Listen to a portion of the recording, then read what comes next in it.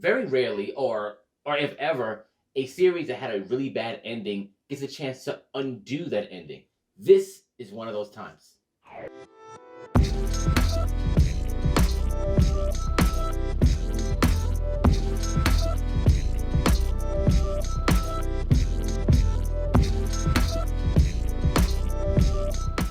Hey, what's up, everybody? This is your boy Gashawn. I want to welcome you to Enter the Nerd. Today, we talk about Dexter New Blood. That was the limited series revival of the original series, Dexter. Now, hopefully you got a chance to catch it. It's over.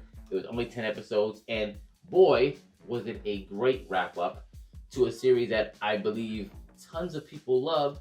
However, obviously, I think a lot of people can agree, or maybe you don't, that the last few seasons of the original series were a bit lackluster, and the ending was not very good. It left a lot to be desired.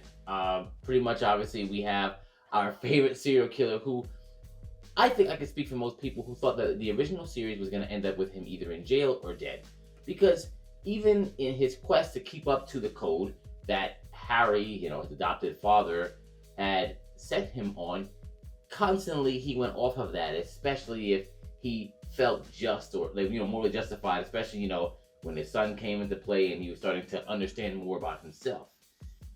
But that didn't happen, and instead he got like a kind of semi-happy ending with his son ending up someplace else with Hannah and him starting his life new, almost looking like Paul Bunyan at the end. And it just seemed out of place, the original ending. And now with this new limited series, which takes place just about 20 years, almost 20 years away from the original, it ends in a way which makes sense, which, spoilers, in case you haven't watched it, he dies.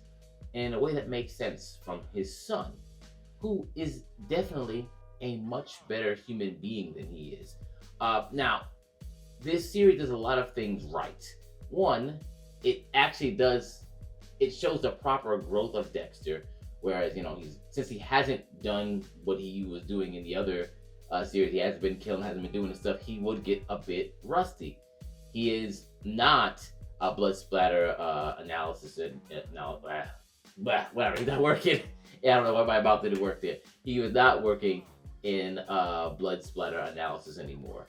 So, he wasn't doing that on the regular. So, he was quite rusty. As well as, doing his whole ordeal where he had the plastic and the cutting, like all of that. So he wasn't as good at that anymore. And even those instincts that he had were off. People were able to sneak up on him, things that weren't really allowed to happen because now, he's older, not as spry, but still smart. Also, the internet, social media, podcasts, them making sure they're bringing this stuff in. Because some series, when they do revivals, sometimes they don't update the show to where the time that the revival is taking place to, because like I said, a lot of things were different when the show originally, like social media wasn't the same, the internet was not as prevalent, a lot of things that changed, which actually what sped up a lot of the new revival or Dexter New Blood's ending, because remember his girlfriend Angie, like when she went down to go meet up in that police officer meet up in New York somewhere, and she wound up running into Batista, the way they got information back and forth and the way she was able to look at the crime scenes of the Bay Harbor Butcher, all internet stuff. So that information being able to pass so quickly was big. And also, what was it, Mary fucking Kill, the podcast from Molly, that also helped too, because she was pretty much cataloging all these different serial killers, specifically the Bay Harbor Butcher one, which is how Harrison was able to even hear what happened to his mother, and how Angie even put together some of the clues, and even how she was able to get all the crime scene photos of everyone with the neck, everybody with the ketamine injections, all those things put into place. And it makes sense to how obviously things were sped up quite a bit, but yeah, it also puts into perspective, makes you ask this question. Well, two questions really. One, did Harry really do the right thing by him by setting him on that path and giving him a code? Like, did he actually try to get him help? Because it wasn't like Harry was a beacon of, what can I say, a virtue, right? Because, he was already cheating on his wife with the with Dexter's mom, then got Dexter's mom killed because she was an informant. So his judgment wasn't always sound, and maybe he didn't do right by Dexter, which the ghost of dad was constantly saying to him. And maybe he did. Maybe Dexter was just too messed up mentally. Maybe he just deserved to be in jail or dead.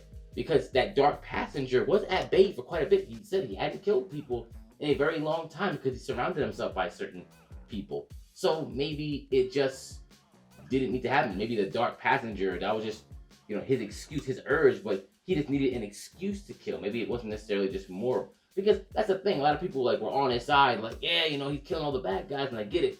But he was going to kill. Regardless, it happened to be a bad guy, but he was going to hurt somebody. And then him kind of placing those same things on his son because his son said, I want to hurt people. And it's he's a teenager. It's part of his also lack of understanding of humans sometimes, because teenagers are moody. Teenagers think the world is going to end. They have misplaced anger, especially young boys. They got mom issues and dad issues that he had, because Hannah was his, his stand-in mom, but he had daddy issues, which, anyone who didn't grow up with their father or whatever like that can understand what that's like. And he just keyed in on all the surface level. He's angry. I was angry as a kid. He hurt somebody. Here it is. And yes, did Harrison have some issues? Yes. But he was definitely much more well-developed than Dexter was at that age, because he wasn't pretending to fit in. He wasn't pretending to be likable. He was likable. That's what it was. But Dexter, when he was young, had to just to pretend to be normal, to pretend to be human. He didn't have to do that. And those were the key differences they were showing you.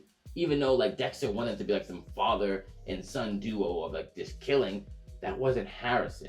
Harrison really did need to be persuaded that the killing was for good, especially when you saw what happened with Kurt, the serial killer that had all the girls in the bottom, and the one that even killed Molly and all that, the one that Angie was chasing after the whole time. And yes, that guy deserved to get something. But once Dexter did to someone who didn't follow the code, because Dexter really just killed, I keep forgetting Logan, the wrestling coach / police officer. When he killed him just to get to Harrison, that's not part of the code. That was selfish. You didn't want to get caught. And right there, Harrison was okay, you're not a good guy. Which is important. And I like the distinction they make. I know a lot of people are they're going to have a series following Harrison. It's I think it should just end here. Because obviously Harrison winds up killing Dexter. And I think that's the way it was always supposed to end. Because nothing's ever going to be right. And you live a life like that, you're a serial killer trying to hide it, whoever you're around is constantly going to be paying the price for that. And I think that's what they were also trying to say too, because you can't live a normal life with someone like that or as someone like that. And Dexter couldn't see it because he's it's me and myself. I can finally be myself. But himself wasn't necessarily a good thing. And I like that they really illustrated, even though it was only 10 episodes, they did a lot in those 10 episodes. They did tons in that. And they ended it in a way where I feel like most people should be satisfied. They might not, because they want to see more of Dexter and they love him, but it is what it is. I was satisfied with this ending. Let me know. What did you think? Did you watch it? Let's talk about it. Until then, into the nerd.